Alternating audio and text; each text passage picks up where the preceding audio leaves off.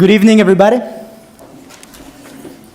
And bienvenue, Mr. Tata, on campus here at HEC Paris. My name is Simon-Pierre Sanguerac. I'm a Grande École student, and I'm also the vice president of HEC Débat, which is a student-run organization that organizes debates and conferences here on campus. And I'll be your host tonight. And it is a great honor and an even greater pleasure for me to welcome with my fellow colleagues of the MBA Student Council, Mr. Tata, here on campus. Thank you very much. And right now, I welcome on stage the Dean among the Deans, Monsieur Bernard Ramanantsoa.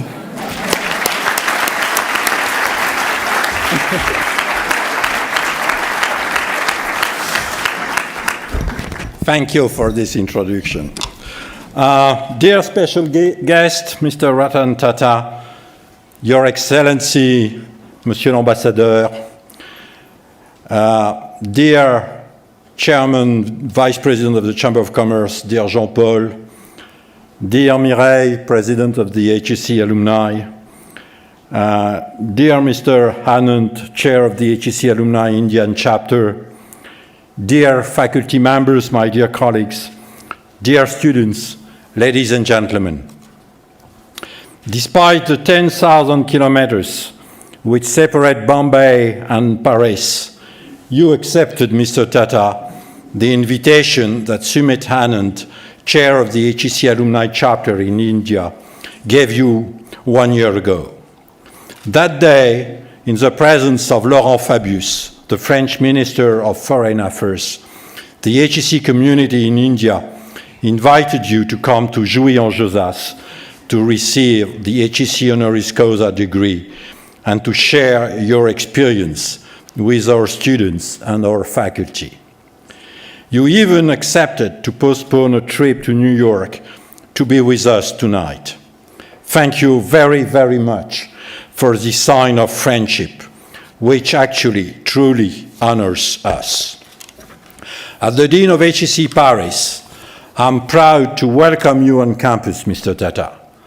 In the galaxy of international corporate leaders, you are an icon and famous all over the world. You were chairman of Tata Group for more than 20 years, and you are an example to us all, an example of humility, of entrepreneurship, of innovative spirit, and of commitment to your country and to the world. These 4 values are also shared by us here at HEC Paris. Indeed, and that's a very important point, beyond your success in business, it is this, if I may, Tata way of doing business by respecting universal human values that HEC Paris is celebrating today in presenting you with this Honoris Causa degree. Before letting our students, Megan, Panuteja, and Simon-Pierre, introduce you in more details, I would like to thank the audience for being here.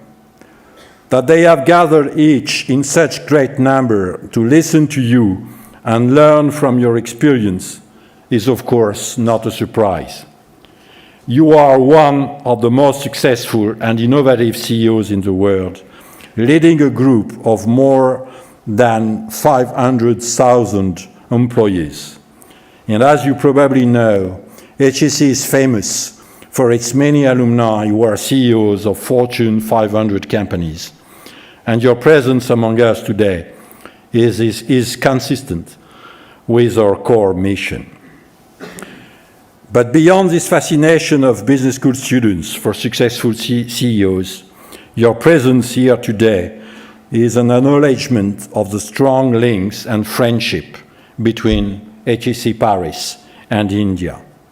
Firstly, HEC Paris has recruited students and professors in India since 1982. Today, 3 professors and 150 students have come to HEC Paris from India across all of our degree programs, the Grande École and Master's program, the MBA, the Executive MBAs, and the PhD program.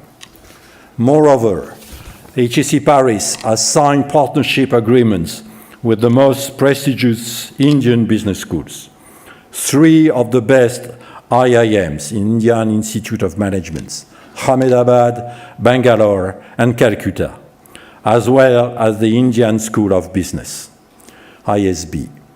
I would like to highlight in particular our double degree between the HEC Master in Management and the IIM Ahmedabad PGP program, signed in 2010, which we are very proud of. Beyond these academic partnerships, HEC Paris has always had close links with leading international companies operating both in India and in Europe, such as Infosys, Indian Railways, TCS, and of course, Tata Group. Cooperation between HEC Paris and Tata Consulting Services started in 2009 with recruitment of HEC graduates and interns, with Tata participants in the HEC MBA program, and with the development of close links between the representatives of our 2 institutions, thanks to the strong support of the Embassy.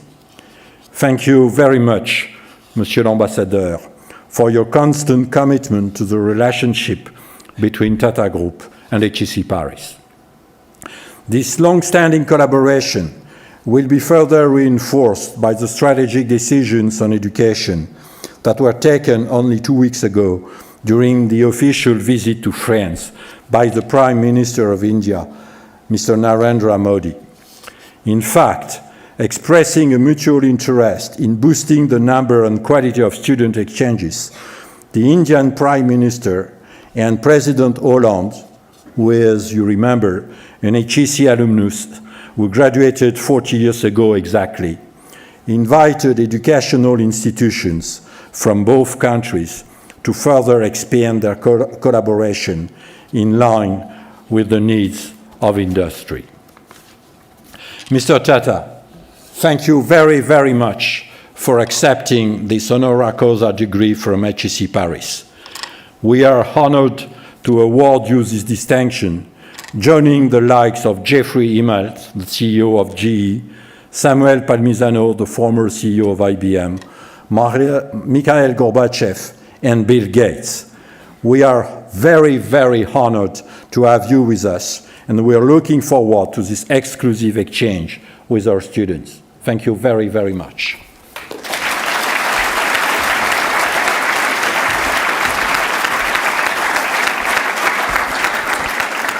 Thank you, Dean. And now, without further ado, Megan and Banu, President and Vice President of the MBA Student Council, will introduce you, Mr. Tata, and then ask you a few questions. Thank you very much.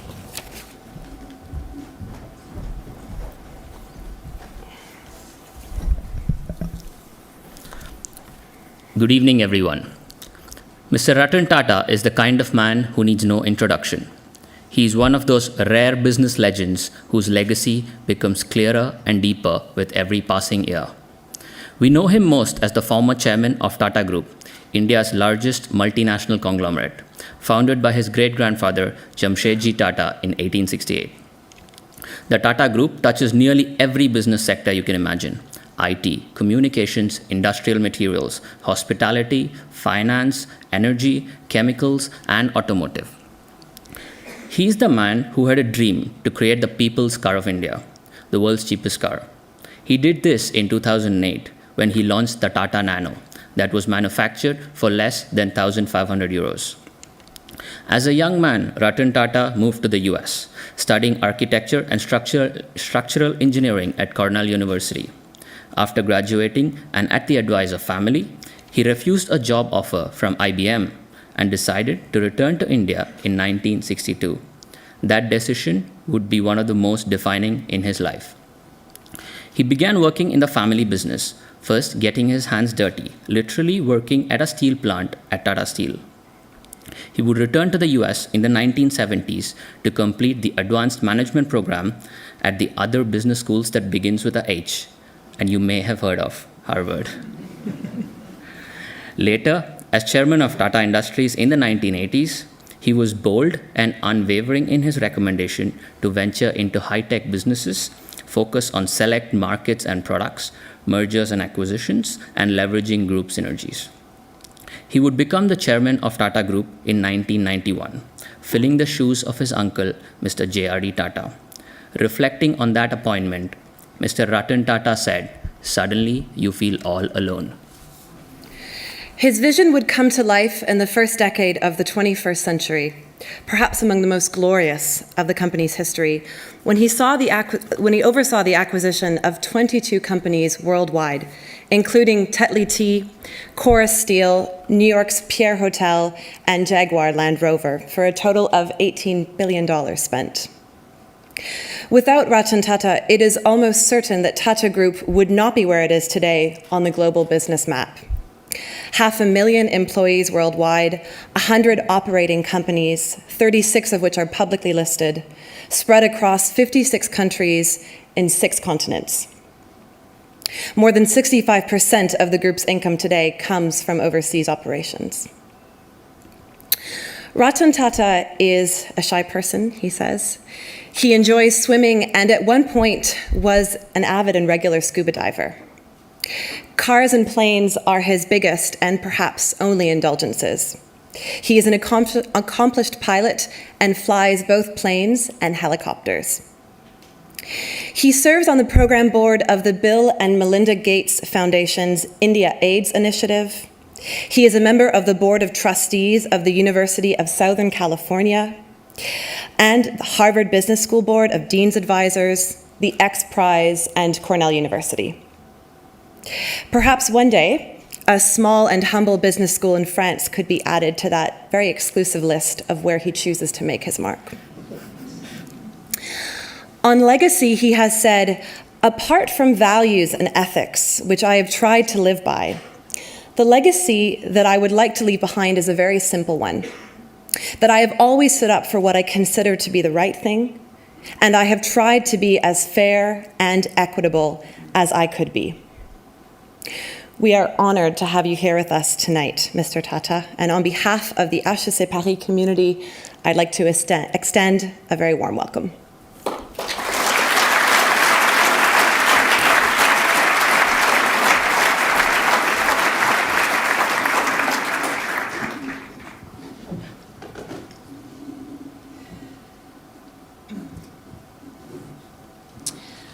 Many in our audience might have been surprised to hear that when you returned to India as a young man, you started on the shop floor at Tata Steel. I wondered if you could share with us a few lessons that you learned at that time.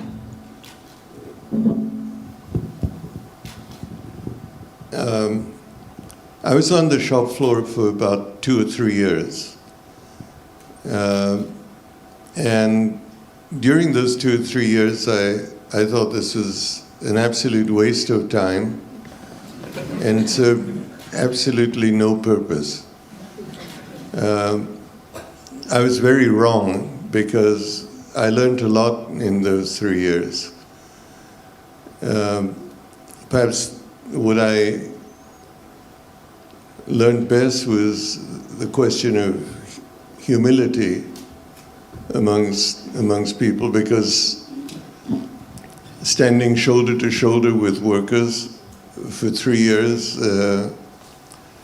and being given no special privileges, I learned what the other larger segment of our workforce did, like how they reacted, and very emotionally, when I became chairman of Tata Steel in '91, several of the workers came up to me and said, "Do you remember I was in the blast furnace with you, or I taught you how to read temperatures or whatever?" And not many chairmen have that privilege of being friendly with someone who you could call by their first name, or they could call you by their first name. So I learned a lot. And sorry, long answer to your question. Not at all. Thank you.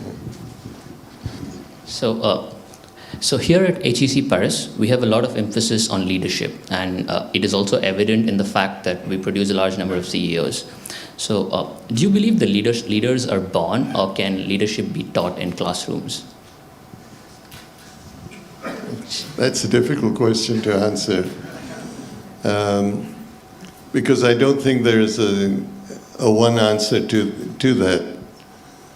I think both things of what you said are true. That there's some people who are born leaders and some who shine as leaders because a circumstance or a predicament takes place, and someone who's shy and almost retiring suddenly begins to shine and takes on leadership positions. So I don't think there's a single answer to that.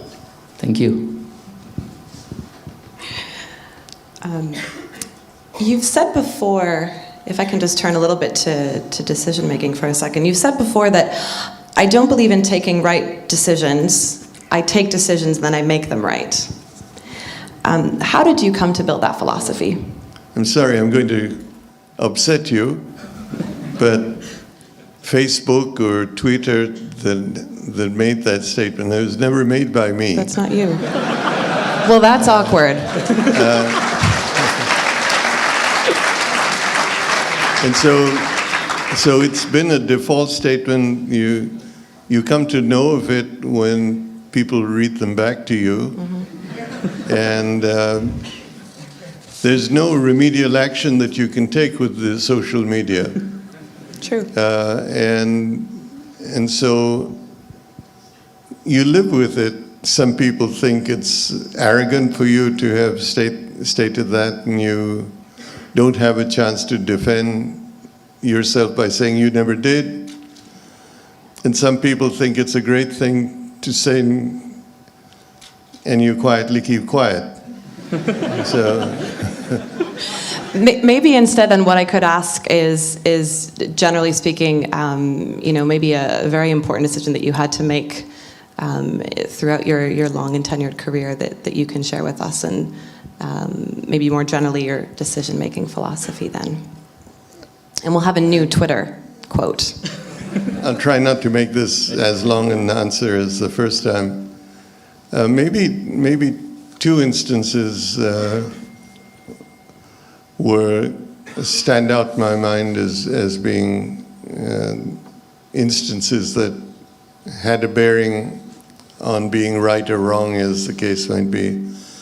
The first that comes to mind is we developed, as you know, a small car called the Nano. We decided that we would establish the factory in Calcutta because industry had moved away from the eastern part of India, and we thought a revolutionary car could be in a place that brought employment back to eastern India. We unfortunately got embroiled in a political battle between the government of West Bengal and an aspiring political leader, a lady, who vowed that she would not allow a single car to come out of this factory. And the war of words went on between her and me. The factory was almost 85% complete, and I had to take a decision that, given the fact that we had dead bodies thrown on the site, we had shootings, we had people beaten up, that I couldn't look at our employees in their eye and say that you'll work in this factory. So I decided that we would move. And we decided that in the dead of night, and we started moving a completed car plant over the next several days. I think with about 1,400 large tractor-trailer trucks, we moved the plant out and ended up in Gujarat, which is Mr. Modi's state. We lost a lot in that period of 1 year where we rebuilt that plant. To this day, one will never know whether we did the right thing or not. I personally believe that that was the only option we had, but it became a very ugly decision that had to be taken. The second, if you might, challenge that I faced, completely different, was when 10 Pakistani terrorists descended on Bombay, and amongst the places they attacked our hotel. And about 37 or 40 people in our hotel were shot and killed for no reason. And then it became an issue that do you stand by and let this happen, or do you go into the midst of what was like a war zone and stand with your employees and go to the homes of people who were killed, and I chose to do the latter, to go every day to the hospitals to look at the people who were injured. And there again, that leaves a lasting impression on you in terms of what happened, what could have been done to avoid it, and how could you deal with this? What was the best form of support you could give to your people? I think those two instances stand out as being challenging moments in one's career. And certainly not easy. In terms of Europe, we see that Tata Group has a lot of investments in Europe, and it's a big player for the Tata Group portfolio. How do you see Europe's future business potential? Well, I've always felt that Europe is a union of nations that has a tremendous potential. It's a huge market. It's also a union of countries that is going through a difficult economic period of time at this point in time, partly because of common currency and partly because each of the countries are not of the same economic status. I can only say that I hope that the European Union is able to come out of this and revert back to the prosperity that the founding fathers of the EU had hoped, and that it takes its place in the world as an important economic power. Thank you. Just to maybe bounce off of that question, a key strategy over the past decade for the group has been inorganic growth through acquisitions. A key strategy over the past decade for the group has been through acquisitions. What prompted this specific strategy? And I'm thinking of a couple of particular brands overseas, both Tetley and Jaguar Land Rover. Tetley, I think, was motivated by the fact that we had the second largest tea garden and tea activity in India, and Tetley was an opportunity to get an international brand. The two other major acquisitions, Jaguar Land Rover and Chorus, in each case, the companies came to us and asked whether we couldn't get together. And on looking at them, we felt that they fulfilled important strategic gaps that we had in either the geography we operated in or the product areas or technology that we had, which made us go forward. It was not, contrary to most people's view, an issue just getting bigger. Do you think that that's a strategy that's sustainable for the future of Tata Group, as far as acquisitions? Well, I think there was a strategy in each of the acquisitions. It wasn't just a shopping spree, as some of the media has referred to it. And I think the only one that has gone through a great deal of difficulty has been Chorus, which has been as much an issue of the economic situation in Europe as much as one could blame the concerned company that we acquired. It's the steel industry in Europe itself has been going through a very difficult period, and we have been hit by that rather badly. As I said, I hope Europe recovers, and in that case, one would find that it would be an investment that was strategic in value.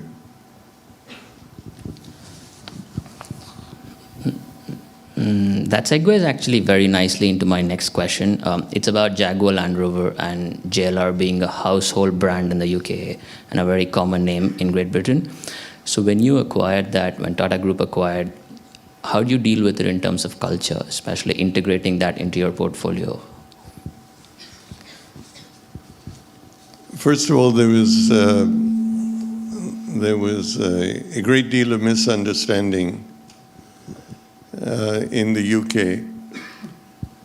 There were and this permeated into the workforce also.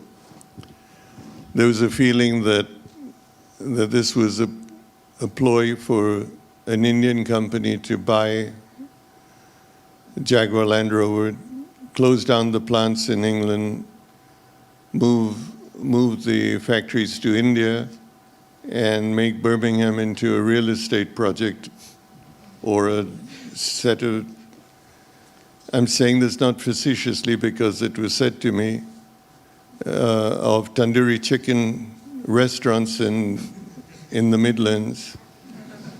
And I had to stand in front of the workers and assure them that A, Tatas were not in the restaurant business, that we may have some hotels, but we didn't have a chain of restaurants, and that was not our intention. It was also not our intention to saddle JLR with cheap cars from India. And then what we said, which is what we tried to do, was to say our plan is to leave you alone, to support you, and work with you in returning these two brands to their original glory. What's gratifying is that the workforce in JLR did exactly that. They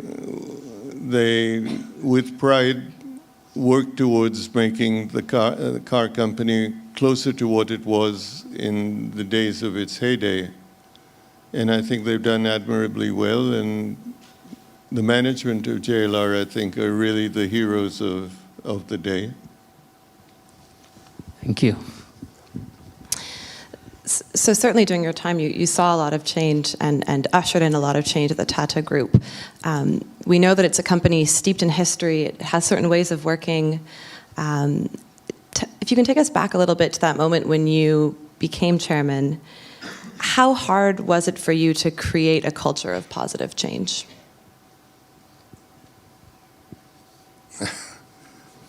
My first few years as chairman was committed and dedicated to changing the culture in the company. I inherited a board, for example, that must have have an average age of 85. We had a few directors who were participating. Several of them had to be helped into the boardroom because they could no longer walk freely. Some of them came and sat down and fell asleep. Others didn't hear too well. But when it came to making changes, they all woke up and ensured that no change took place. So the first 4 or 5 years were spent in trying to figure out how to graciously ease them out of the company. And finally, I'm pleased to say that most of them followed a trend of, if you made them an offer that was attractive enough, they agreed to move. And then 5 years later, one could sit down and try to create a new culture, a company a group that was more customer-oriented and attempted to be more nimble-footed than it had been in the past.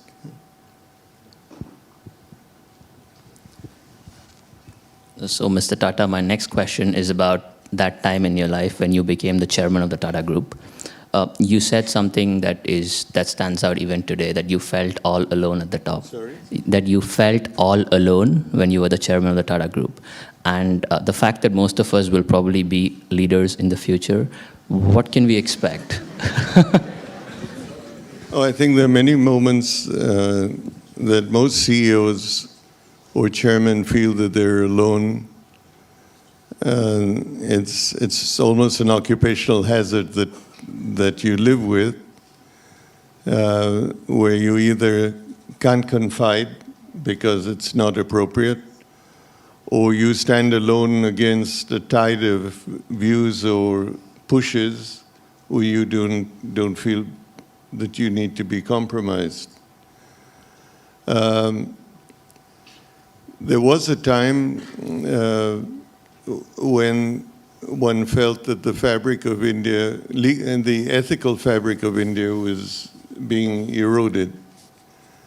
And most companies, including ours, had to face an issue of dealing with this by participating in subjective activities, be they doing favors for people or actually paying. And the few times that we were approached and stood our ground and did not do that made me go home at night with this wonderful feeling that we didn't succumb.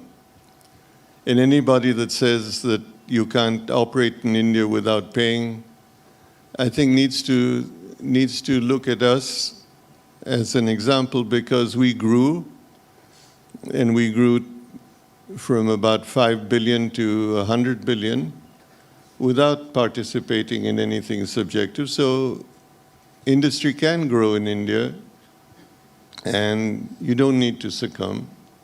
And I think that's the one thing I would say that was probably the loneliest moment or set of moments that one has, and one feels pleased that you were able to go through that period and not compromise your ideals. Thank you, Mr. Tata. I think that is a very clear embodiment.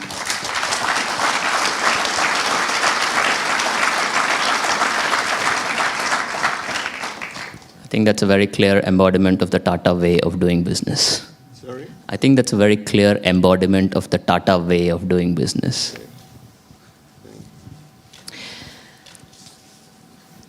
As an organization gets larger, the institution sometimes becomes more important than the inspiration. In the 21st century, what role do you think leaders play in keeping that inspiration alive at large companies?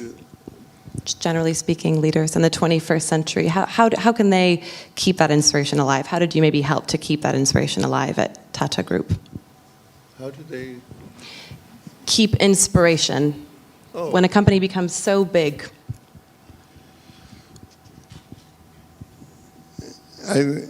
I think it's a greater challenge as the company grows bigger, but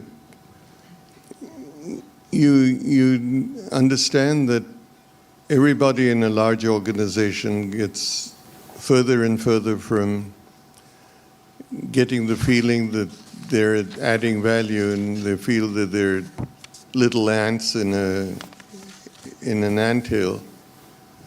So it becomes the job of the CEO to inspire the people and communicate with them and deal with them in a manner that they understand.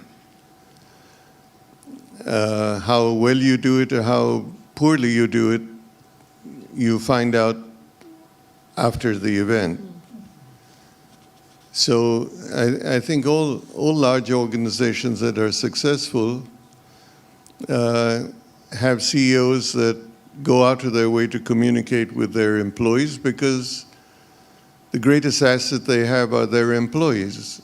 And dissatisfied employees or ignored employees are unhappy employees, and they don't give you the best. So I think most successful CEOs give a lot of their attention and time to doing this, and to paying particular attention to the needs of their employees. So, and we tried to do the same. Of course. Yeah. So, Mr. Tata, talking of inspiration, I'm sure you're a great inspiration to a lot of us here, and personally for me as well. So, if I can ask, was there someone who inspired you when you were growing up as a young boy in India? Yes. I think Mr. J.R.D. Tata, who was my predecessor, played a very important role in being a mentor to me. The day he handed over to me, which is a little bit surprising, I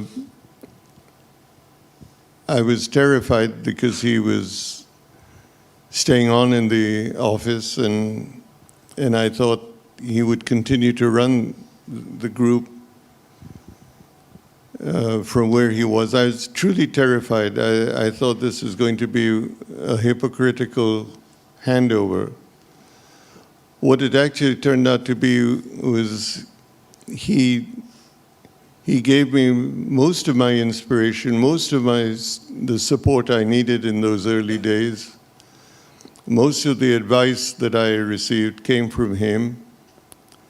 And I don't know what would have happened in those first 2 or 3 years while he was there, had he not been there. So, yes, he was probably my greatest inspiration and greatest role model that I had, and I was very lucky to have him. Thank you. This is like Wimbledon.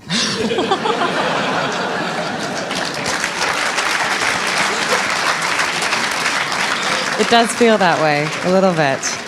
Thank you for playing along, by the way. Maybe I'd like to include then the audience in this back and forth a little bit more by talking about advice that you might give to young graduates. And I'm thinking specifically on balancing humility with the desire to be proud and bold.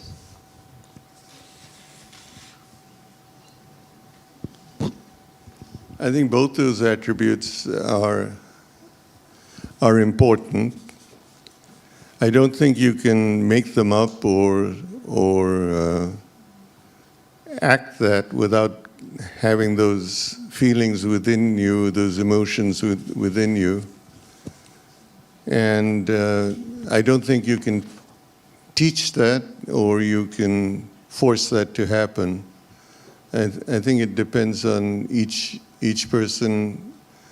Many of the people in this room who are students today would find themselves in leadership positions in the near future, and they have to define their own styles in as natural a way as they can.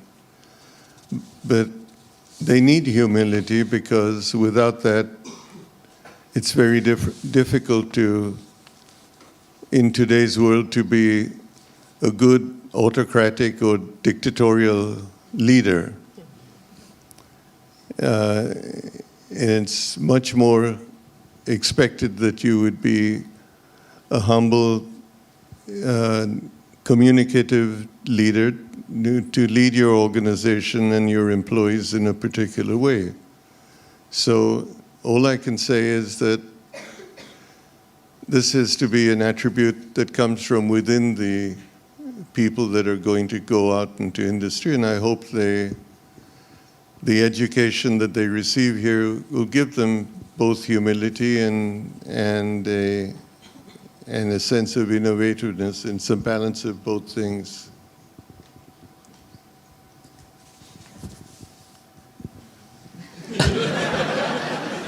Your serve. Your serve. My serve. So, in the last 20 years, you've seen India grow a lot, and there's been constant growth in the last 20 years when you were chairman of the Tata Group. How confident are you about the prospects of India in the business potential today and in the future? How Confident, and how do you see India's future in terms of business? economically or politically? Economically. Well, let me just say that I've always been very upbeat about the prospects and potential of India. We're a country of over 1 billion people, getting to be larger in terms of the consuming segment. Roughly 250 to 300 million people who are consumers, about the size of the United States. And the segment that's becoming prosperous is growing every year from below. We have a new government, as everyone knows, a very active prime minister who is convinced that he can give India the impetus and the momentum that it needs to take its place amongst the economic countries in the world. And I think he has been energetically going about repairing the relations with India's neighbors. He has been giving hope and aspirations to millions of Indians. And we're all very hopeful that this is going to work out to be a new India which is emerging. Some words of caution are that the aspirations of everyone in India are very high, and maybe sometimes unrealistically high, because a country of 1 billion people is very difficult to change overnight. And there could be levels of disillusionment amongst the people, which I think those of us who could be opinion makers should urge the people of India to stand with the new government and help make India the country that it could be. But it very realistically may fall short of them, despite everybody's best endeavors, because of its size, because of its traditions, and because of its greatest enemy, which is vested interests that seem to govern in India at any one time. So just to follow up on that, what do you think is the role of the government in keeping growth constant and keeping it going? Sorry? What is the role of the government in encouraging or creating a positive business climate in India?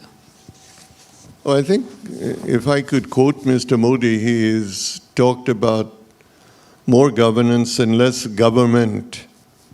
We have been overgoverned and overruled and overmanaged politically. And I think it would be a wonderful thing in India if we were to open up India even more than it was and let free market forces apply and let government simplify its governmental role and the role of government be more supportive than regulatory, which I think Mr. Modi is committed to do. Thank you. I'll turn it over then just to... Sorry to make you...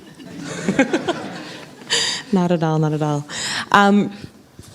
You're now retired, and yet, as we mentioned in our intro, you're still very active, both in India and abroad. Can you share with us how you plan to fill that luxury of time in the coming years that you have? That much time, too? How do you plan to fill your time in the coming years? If you can share a little bit with us. Well, I expected and planned to spend my time, and I have been doing that by and large, to combat malnutrition in children and mothers in India in the rural areas.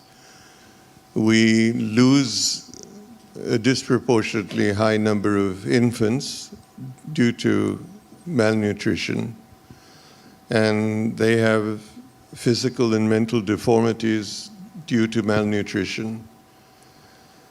And the view I had was that this was an area that one could make a difference. It's proven to be a much bigger issue. It involves areas that I had not expected, namely sanitation and health and such, which holistically have to be examined and dealt with. So one of the main areas of my time is being spent in trying to address this and bring technology to play. I'm working with other philanthropic institutions like the Gates Foundation and some of the UN agencies to make this happen. And there are a lot of other little things that one is doing, but I'm certainly not idle, and I'm very pleased that I'm still busy. Of course, thank you. That's it, Mr. Ratan Tata. So that's the end of the match, and I'd like to say... I think now we wanted to open it up to some audience questions, Okay. of course. Thank you, Mr. Tata.